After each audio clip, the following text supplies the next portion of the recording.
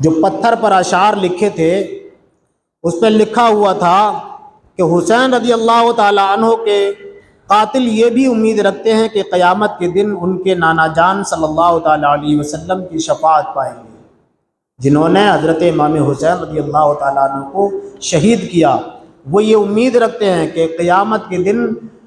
پیارے آقا صلی اللہ تعالیٰ علیہ وسلم کی شفاعت ان کو نصیب ہوگی، ٹھیک ہے نا۔ امام حسین رضی اللہ تعالیٰ عنہ نبی پاک صلی اللہ تعالیٰ علیہ وسلم کی گود مبارک میں تھے کہ آپ صلی اللہ تعالیٰ علیہ وسلم انہیں پیار فرمانے لگے تو فرشتے نے عرض کی کہ یا رسول اللہ، وہ وقت قریب آتا ہے کہ حضور صلی اللہ تعالیٰ علیہ وسلم کی امت انہیں شہید کر دے گی۔ فرشتے آئے اور آ کر عرض کی یا رسول اللہ، وہ وقت قریب آنے والا ہے کہ آپ کی امت آپ کے اس نواسے کو شہید کر دے گی، ٹھیک ہے نا۔ حضور صلی اللہ تعالیٰ علیہ وسلم کو دیکھا، دکھا دوں؟ اور اس فرشتے نے کہا، فرمانے لگے فرشتے،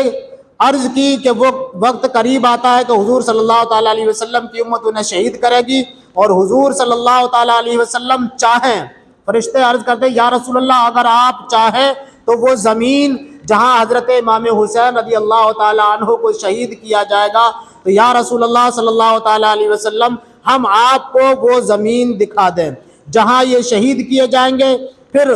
سرخ ریت، مٹی، کنکریاں حاضر کی۔ حضور صلی اللہ تعالیٰ علیہ وسلم نے سونگ کر فرمایا کہ یہ مٹی کرب و بلا کی، اس مٹی سے، ان کنکریوں سے کرب و بلا کی بو آتی ہے۔ اور پھر ام سلمہ رضی اللہ تعالی عنہ کو وہ مٹی عطا ہوئی اور ارشاد فرمایا جب یہ خون ہو جائے، جب یہ کنکریاں اور یہ مٹی خون بن جائیں تو سمجھ لینا کہ میرے حسین کو شہید کر دیا گیا، میرے حسین کو شہید کر دیا گیا۔ یزید پلید نے اپنی بیعت لینے کے لیے مختلف ممالک میں خطوط روانہ کیے تو ساتھ ہی ساتھ مدینہ پاک میں موجود امام حسین رضی اللہ تعالی عنہ سے بیعت کے لیے وہاں کے صوبہ دار کو بھی خط بھیجا۔ خط پڑھ کر حضرت امام حسین نے حضرت امام حسین رضی اللہ تعالی عنہ کو بلوایا تو امام حسین رضی اللہ تعالی عنہ پہلے ہی سمجھ گئے کہ مجھے بیعت کے لیے، بیعت کے سلسلے میں بلوایا جا رہا ہے۔ آپ رضی اللہ تعالی عنہ کے سامنے جب خط پڑھا گیا تو آپ رضی اللہ تعالی عنہ نے فوراً انکار کر دیا اور واپس چلے آئے۔ یعنی وہاں کا مدینے کا جو صوبے دار تھا، جب اس خط کو پڑھا جو یزید نے مدینے کو بھیجا تھا، حضرت امام حسین رضی اللہ تعالیٰ عنہ کو بلایا گیا اور حضرت امام حسین رضی اللہ تعالیٰ عنہ کے سامنے جب اس خط کو پڑھا گیا کہ یزید کا خط آیا ہے، یزید نے یہ پرچہ بھیجا ہے، اس کے اندر لکھا ہوا ہے کہ حضرت امام حسین سے کہو کہ میری بیعت کریں، تو حضرت امام حسین رضی اللہ تعالیٰ عنہ نے اس سے انکار کر دیا اور واپس چلے آئے۔ آگے لکھا جاتا ہے آپ رضی اللہ تعالیٰ عنہ کے انکار کے سبب یزیدیوں میں اسی وقت بغض اور دشمنی کی آگ بھڑک اٹھی، لہذا آپ رضی اللہ تعالیٰ عنہ نے مدینہ پاک سے مکہ مکرمہ روانہ ہونے کا ارادہ فرما لیا۔ جب مکہ میں یزیدی اور وہ لوگ آپ کی دشمنی پر تل پڑے تو حضرت امام حسین رضی اللہ تعالیٰ عنہ نے مدینہ سے مکہ جانے کے لیے ارادہ فرما لیا۔ آگے شاعر لکھتا ہے کہ یزید کا آدمی جب دوبارہ امام حسین رضی اللہ تعالیٰ عنہ کی خدمت میں حاضر ہوا تو آپ رضی اللہ تعالیٰ عنہ نے فرمایا صبح ہونے دو، 4 شعبان 60 ہجری کی رات میں ہی آپ رضی اللہ تعالیٰ عنہ نے مکہ مکرمہ سفر کرنے کا ارادہ فرمایا۔ رات کے 3 پہر گزر چکے جب آپ نے سامان سفر درست فرمایا اور نبی پاک صلی اللہ تعالیٰ علیہ وسلم کے روضہ انور پر حاضر ہو گئے اور رات وہیں گزاری۔ امام حسین رضی اللہ تعالیٰ عنہ آرام کر رہے تھے کہ خواب میں دیکھا حضور علیہ الصلوۃ والسلام تشریف لائے اور امام حسین رضی اللہ تعالیٰ عنہ سے عنہ کو سینے سے لگا کر فرماتے ہیں حسین رضی اللہ تعالیٰ عنہ وہ وقت قریب ہے کہ تم پیاسے شہید کیے جاؤ گے اور جنت میں شہیدوں کے بڑے درجے ہیں۔ آپ رضی اللہ تعالیٰ عنہ نے روضہ مقدس پر آخری حاضری دے کر سفر شروع فرمایا۔ آپ رضی اللہ تعالیٰ عنہ کے ساتھ آپ کے بیٹے، بھائی، بھتیجے وغیرہ تھے۔ راستے میں چند افراد سے ملاقات ہوئی تو انہوں نے عرض کی کہاں تشریف لے جا رہے ہیں؟ تو آپ رضی اللہ تعالیٰ عنہ نے فرمایا فی الحال مکہ تو سب نے آپ رضی اللہ تعالیٰ عنہ کو کوفے جانے سے منع فرمایا۔ بہرحال آپ رضی اللہ تعالیٰ عنہ مکہ شریف پہنچ گئے اور 7 ذی الحجہ تک وہیں قیام فرمایا۔ کوفیوں کی درخواستیں، کوفہ سے خطوط آنے شروع ہوئے۔ حضرت امام حسین رضی اللہ تعالیٰ عنہ کی بارگاہ میں کوفہ کے لوگوں نے خطوط بھیجے کہ اے امام حسین رضی اللہ تعالیٰ عنہ آپ کوفہ تشریف لے آئیں، ہم آپ کے ہاتھ پر بیعت کرنا چاہتے ہیں۔ آپ کوفہ تشریف لے آئیں، ہم تمام کوفے کے لوگ آپ کے ہاتھ پر بیعت کرنا چاہتے ہیں۔ جب اہل کوفہ کو سارے معاملات کا علم ہوا تو ان کو اپنے دھوکے بازی کی پرانی روش یاد آئی۔ انہوں نے امام حسین رضی اللہ تعالیٰ عنہ کو خط لکھنا شروع کر دیے کہ آپ یہاں تشریف لائیں، ہم آپ کے ہاتھ پر بیعت کریں گے اور آپ ہمیں یزید کے ظلم سے نجات دلوائیں۔ یہ سلسلہ چلتا رہا یہاں تک کہ 150 خطوط آ پہنچے جس میں ان کی طرف سے جذبات عقیدت اور اخلاص کا اظہار تھا۔ اتنی درخواستیں جمع ہونے پر امام حسین رضی اللہ تعالیٰ عنہ نے غور کرنا شروع کیا اور آخرکار یہ تجویز پیش کی پہلے میرے چچا زاد بھائی مسلم بن عقیل رضی اللہ تعالیٰ عنہ کو بھیجا جائے گا۔ اگر کوفیوں کا رویہ ان کے ساتھ صحیح ہوا تو میں بھی روانہ ہو جاؤں گا۔ یہاں ایک بات یاد رہے کہ امام حسین رضی اللہ تعالیٰ عنہ کا یہ فیصلہ اس لیے بھی تھا کہ اگر میں منع کر دوں تو کہیں اہل کوفہ یہ عذر پیش نہ کریں کہ ہم نے تو امام حسین رضی اللہ تعالیٰ عنہ سے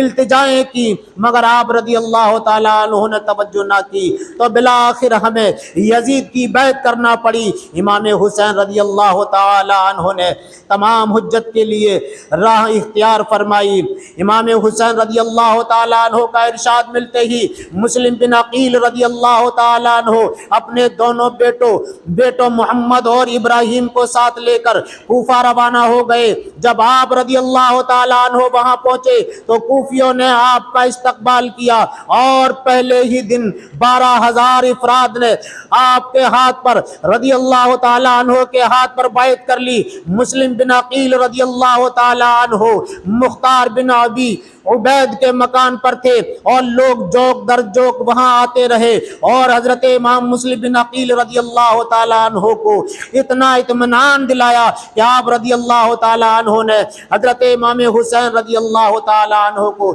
یہاں آنے کے لیے خط بھیجا اور بلاوا بھیجا کہ اے حضرت امام حسین رضی اللہ تعالیٰ عنہ آپ یہاں تشریف لے آئیں۔ کوفہ کے لوگوں نے میرے ہاتھ پر 12,000 لوگوں نے آپ کی بیعت لے لی ہے۔ اے امام حسین رضی اللہ تعالیٰ عنہ آپ تشریف لے آئیں، کوفہ کے حالات اچھے ہیں، آپ یہاں تشریف لے آئیں۔ لیکن میرے دوستو کوفہ میں موجود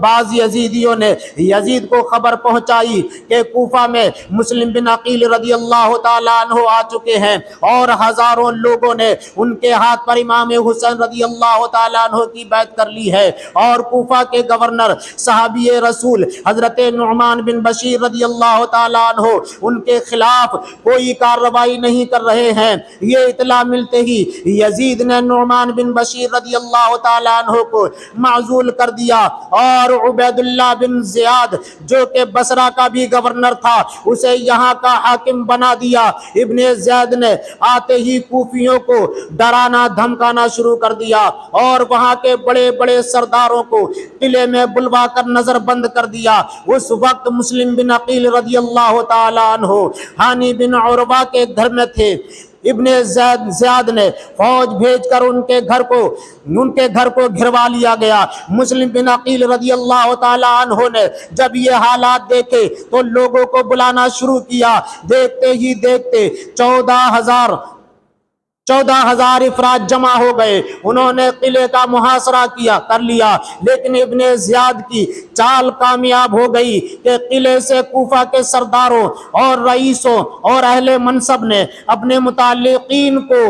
مسلم رضی اللہ تعالی عنہ کا ساتھ چھوڑنے کا حکم دے دیا۔ حکم سنتے ہی ان بے وفاؤں نے دور ہونا شروع کر دیا اور پورا لشکر منتشر ہو گیا۔ مسلم بن عقیل رضی اللہ تعالی عنہ نے کوفہ کی مسجد میں نماز مغرب ادا کی۔ اس وقت آپ کے ساتھ 500 افراد رہ گئے۔ یعنی جب حضرت امام مسلم بن عقیل رضی اللہ تعالی عنہ کے ہاتھ پر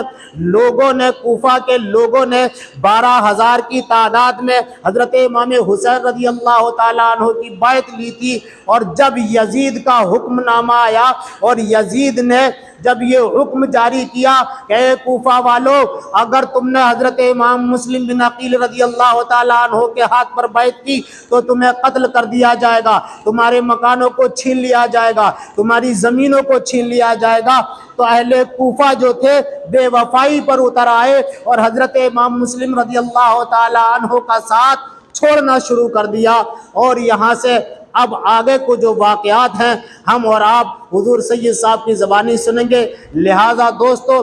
مومن بننا، مسلمان بننا آسان نہیں ہے۔ اگر مومن بننا ہے، اگر مسلمان بننا ہے، اس کی حیثیت کو دیکھنا ہے، اس کی قدر کو جاننا ہے، اس کی حقیقت کو سمجھنا ہے، تو میرے دوست اہل بیت کے اوراق پڑھو، اہل بیت کی زندگی کو پڑھو، اور ان کی زندگی کو جب پڑھو گے تب سمجھ میں آئے گا کہ ہم مسلمان کس طریقے سے بنے ہیں، ہم مومن کس طریقے سے بنے ہیں، ہمیں ایمان کس طریقے سے حاصل ہوا ہے، ہمیں یہ ایمان کی دولت جو ملی ہے وہ کیسے ملی ہے۔ اگر فاطمہ کا لال کربلا میں نہ جاتا، اگر علی کا بیٹا کربلا میں سر نہ کٹاتا، اگر علی کا گھرانہ کربلا میں نہ جاتا تو نہ جانے اسلام کی تصویر ہم تک کس حال میں پہنچتی، نہ جانے یہ اسلام کا نمونہ ہم تک کس حال میں پہنچتا، نہ جانے ہماری زندگی کیسے گزرتی، نہ جانے ہماری زندگی کا شعور کیا ہوتا۔ تو میرے دوستو، اگر ہمیں جینا سکھایا ہے تو ہمیں ان کی زندگی کو پڑھنا ہوگا، اگر ہمیں ایمان ملا ہے تو ہمیں ان کی زندگی کو پڑھنا ہوگا کہ انہوں نے کس طریقے سے دین اسلام کو بچا کر تم تک پہنچایا ہے، انہوں نے کس طریقے سے اپنے خون سے اس اسلام کو سینچا ہے، اس اسلام کے پودے کو کس طریقے سے اس اہل بیت نے سینچا ہے، کس طریقے سے اس اسلام کے شجر کو ہرا بھرا کیا ہے۔ اگر یہ ساری باتیں تمہیں سمجھنی ہے اور سیکھنی ہے تو میرے دوستو اہل بیت کی کہانی پڑھو، اہل بیت کے واقعات پڑھو، ان کی زندگی کو پڑھو کہ اہل بیت نے کس طریقے سے اپنے گھرانے کو لٹا کر اس اسلام کو بچایا اور یہ اسلام تم تک پہنچایا ہے جس کے آج ہم اور آپ ٹھیکیدار بنے بیٹھے ہیں۔ تو میرے دوستو، اللہ رب العزت کی بارگاہ میں دعا ہے، اگر کوئی انسان، جس انسان کے دل میں اہل بیت کی محبت نہ ہو تو وہ مومن تو کیا میرے دوست، وہ ایمان والا بھی نہیں ہو سکتا جس کے دل میں اہل بیت کی محبت نہ ہوگی۔ تو اللہ رب العزت کی بارگاہ میں دعا ہے کہ اللہ رب العزت ہمیں اہل بیت کی محبت میں رکھے اور اہل بیت کی محبت پر ہی ہمارا اللہ رب العزت خاتمہ فرمائے۔ میں نے اپنی زبان سے جو کلمات ادا کیے ہیں، اللہ رب العزت ان کلمات کو اپنی بارگاہ میں قبول فرمائے۔ اگر کوئی خطا سرزد ہو گئی ہو تو اللہ کے گھر میں آپ کو گواہ بنا کر کے اللہ کی بارگاہ میں ہم اور آپ توبہ کرتے ہیں۔ استغفر اللہ ربی من کل ذنب واتوب الیہ، لا الہ الا اللہ محمد رسول اللہ صلی اللہ تعالی علیہ وسلم۔ آئیے